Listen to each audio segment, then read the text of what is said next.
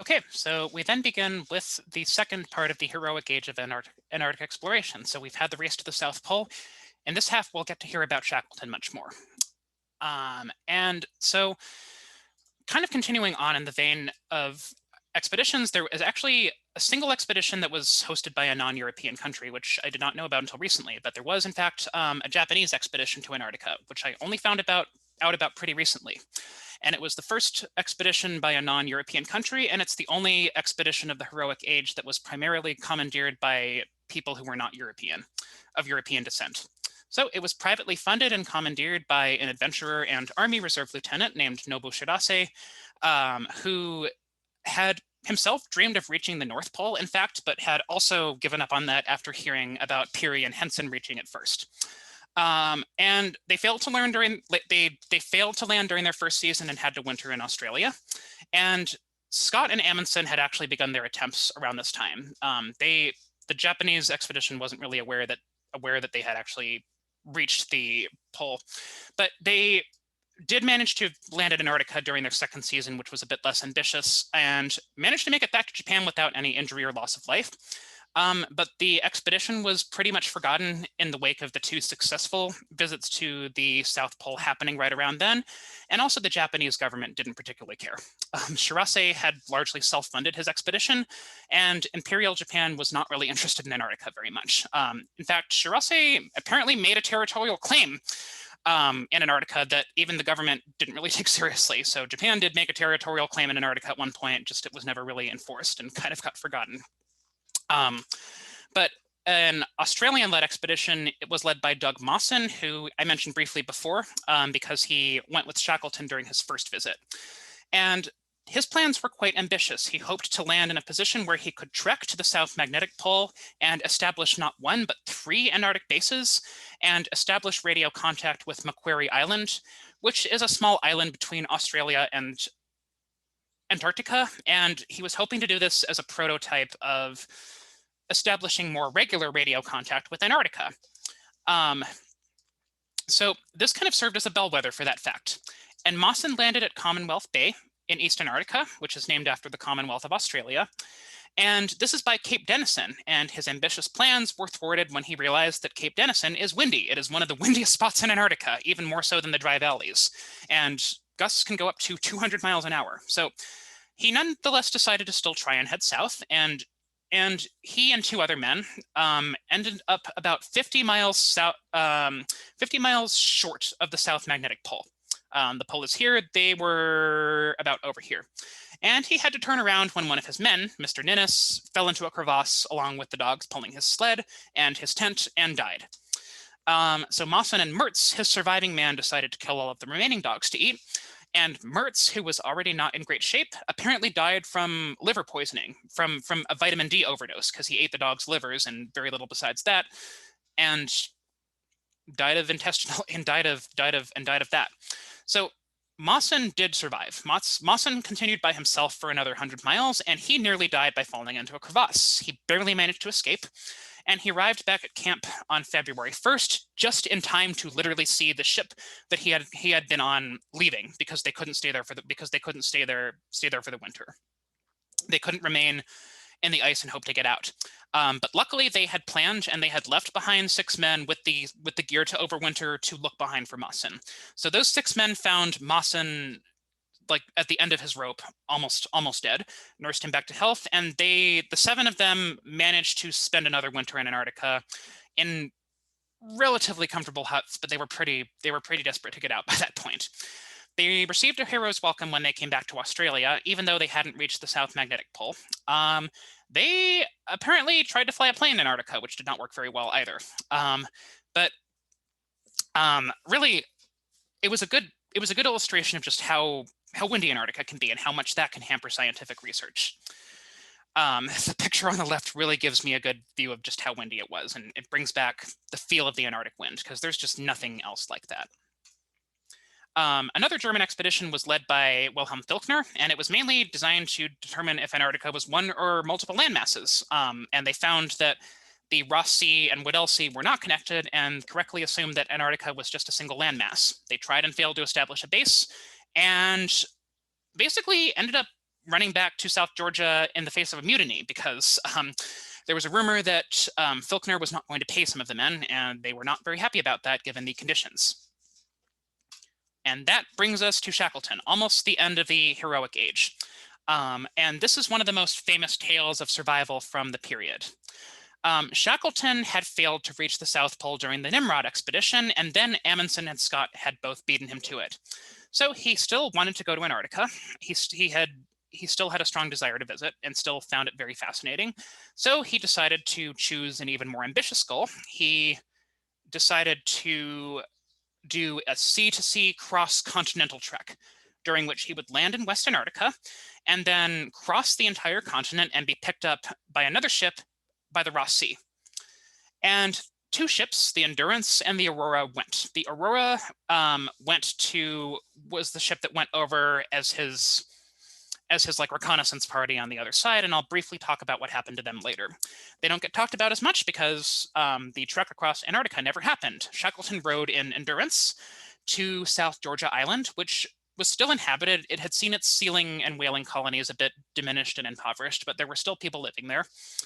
And they then headed south towards Vassal Bay, and during their attempt to land, they became stuck in the ice. And they tried all their might to get Endurance out of the ice because they didn't want to be stuck in the ice drifting. They wanted to be on land crossing the continent. And they had the supplies and gear set for that, which actually probably helped a lot. They had supplies for a long trek across the continent, and that left them quite well equipped, relatively speaking, to be trapped in the ice. And they finally gave up about a month after the ship was trapped. On February 24th, Shackleton decided to order that the ship be converted to a winter station. So they decided to weather out the winter, and they ended up actually being carried in the sea ice. You'll notice that the ship is beset on the 18th, and by the time that they later abandoned it, they and the ship had drifted in the sea ice much farther north, away from the continent and towards the peninsula. Not good for their original goals. Shackleton was quite chagrined that they were drifting north, but it made it much easier for them to get out alive when they eventually realized that this just needed to be a rescue mission. And they spent 281 days trapped in the ice with very little food, and very little to keep them entertained either. Apparently, they went on moonlit walks, had dog races, and they would also apparently do improv theater, which I think is kind of funny. But they remained stuck in there for the better part of a year, for 280 days. The ship had provided them with shelter, but on October 23rd, Shackleton discovered that the pressure of the surrounding ice was literally destroying the structural integrity of the ship. The ship had provided them with shelter, but he realized it was beyond saving and that they had to get out of Antarctica, and they would have to do so in some other manner. So they took the lifeboats and as many provisions as they could off, and the ship was abandoned on the 27th. It would stay afloat for quite a while, actually, and they would occasionally go back to it to try to salvage equipment that they hadn't gotten the first time. But they were hundreds of miles from the nearest land, and they were now camping, on an exposed ice floe, really just in the middle of nowhere. And Shackleton had actually maintained hope of visiting Antarctica as long as Endurance was potentially salvageable, but once he decided it wasn't, the focus turned to survival. And they attempted to march. They attempted to carry 2 of the lifeboats on sledges, like in this picture, but the rough sea ice really made it hard for them to get very far, and they decided to make camp and await the breakup of the ice and use the lifeboats to get to another island instead. Endurance would finally sink on November 21st, and by that point, supplies had run low, and they were relying much more heavily on seal meat to survive. So Shackleton decided that their best hope to survive was to take the lifeboats and make for an inhabited island, possibly Deception Island, which had been Palmer's whaling station, or South Georgia. And so after kind of thinking of several courses of action, Shackleton decided to head to the South Shetland Islands, to an island called Elephant Island. And this was on April 8th, 1916, when the floe split. The ice floe split and left them on a small triangular piece of ice, and Shackleton realized that they would die if the piece of ice they were on broke up. So the next day, they got into lifeboats and spent 5 days heading towards the South Shetland Islands, and they all barely made it. None of them died during the process. They made it to a remote uninhabited island that was very barely visited by sealers or whalers because it didn't actually have a huge population nearby. But it was land, and it was a possible starting point for the voyage to one of the less remote islands. In other words, better than being on the breaking up ice. So Shackleton decided against Deception Island because his crew was just in really bad physical condition. A lot of them had frostbite by now. And he thought of going to the Falklands, to Port Stanley, which is now the capital of the islands, but he realized he was going to have to sail against the prevailing winds and realized that that was a bad idea. So they decided to make for South Georgia instead. He and a crew of 5 went to South Georgia in one of the lifeboats called the James Caird, and the remaining people stayed on Elephant Island. Their instructions were to head to Deception Island if Shackleton didn't come back. And the crew on Elephant Island also, they all survived. They ate seaweed and cooked seal bones from previous dead seals, kind of made a stew out of them with the marrow. That was kind of what they ate during their winter. It was a very, very miserable existence, but they all survived, even though one of the men, the stowaway who I showed earlier, had to have his toes amputated by the light of a blubber stove because frostbite. Frostbite is not a joke. Frostbite is really, really not a joke. So Shackleton and the crew on the James Caird made an 800-mile journey to South Georgia. So you see just how Elephant Island is actually relatively close to the peninsula. South Georgia is a long way. So they made that 800-mile journey in this tiny, tiny lifeboat. And yeah, it was also windy because it's the Antarctic Ocean. And they ended up on the wrong side of the island, depressingly. They ended up having to hike 17 miles over ice caps and climb 4,500 feet in elevation gain. And they accomplished another first. They became the first people to cross South Georgia Island, which is an achievement that maybe only some people care about, but nobody would attempt to do it again until the 1950s, because it was such a high, rocky, and heavily glaciated island. And they reached the whaling station in 2 days, and they immediately got in touch with the people there who realized that this was the expedition that had been presumed lost. And they put together a search party to rescue the remaining men who were still trapped on Elephant Island. And they made 3 attempts that didn't even get very far from South Georgia until they were able to enlist some Chilean sailors to help. And they finally managed to get to Elephant Island and rescue the remaining men. Literally just days before the men on Elephant Island were going to head out to Deception Island, days before they were going to make a break for it, because they assumed that Shackleton was long gone. So Shackleton managed to keep them all alive. Not a single man died during this, which is pretty darn remarkable, considering the conditions and considering Antarctica. They had been hilariously unaware that the First World War was going on, though, and somewhat ironically, a couple of the men who survived died in action during the First World War almost immediately after. But it kind of reminds me of how little aware I was of news when I was in Antarctica. There was definitely more contact with the outside world than these people had, but still, there was this sense of just isolation and just not realizing stuff was happening. And this trip has been heavily mythologized for the survival of the crew and for the endurance, the ship fitting the name very well, the endurance and the resilience that these people showed. It's also, I think, remained heavily ingrained as just a sign of how dangerous Antarctic exploration can be. And really, a lot of the protocols that have been put in place have been to stop disasters like what happened during the Heroic Age from happening. As a bit of an afterthought almost, the people on the other side, so the blue route is the route they were planning to take. They never made it, but this shows what Shackleton ended up doing. Now, his crew, the other party, the Ross Sea Party, largely accomplished its tasks and the ship survived, but 3 men actually died. The crew managed to lay the food supply depots for Shackleton's men to use upon their trip from the South Pole to the Ross Sea. But as they would later find out, Shackleton had never reached land and the depots were never used. Meanwhile, the ship, the Aurora, became trapped in ice offshore, and they drifted for 6 months and got taken far, far away from the shore. Unfortunately, they had left a small party of men on the shore, and by the time they freed themselves from the ice, their rudder, which helped them steer, was completely destroyed, and they were forced to head to New Zealand to repair the ship, rather than risk completely destroying the ship by sailing it into the ice. So they eventually made it to New Zealand, and they did not manage to rescue the survivors from the party that was still stuck on land until 1917. And that's when 2 of the men who died. perished while they were stuck in Antarctica. And this leg of the trip has been forgotten because the original purpose of the trip kind of fell by the wayside. But it's an interesting little afterthought, and it's interesting to kind of see what planning was involved in this attempted trek across the Antarctic continent that never really came to fruition.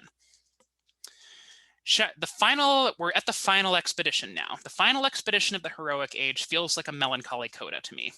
Shackleton was greatly in debt from his previous trip, but he still wanted adventure. He actually considered Arctic exploration first and then decided to go to the Antarctic again, since the Canadian government, who he had been hoping would pay for him to go to the Arctic, kind of backed out. But he actually managed to come across an old school friend, Mr. Rowett, who ended up funding this third trip to Antarctica. So he hoped to circumnavigate the continent and search for poorly documented islands and possibly discover resources like minerals along the way. And this trip is often defined as the divider between the heroic age and the following mechanical age, in which technology made the visit safer. And even on this very visit, the crew had a wireless set. They had heating on the lookout points of the ship. And they had a device called an odograph that would actually trace and chart the ship's location so that people would know where they were.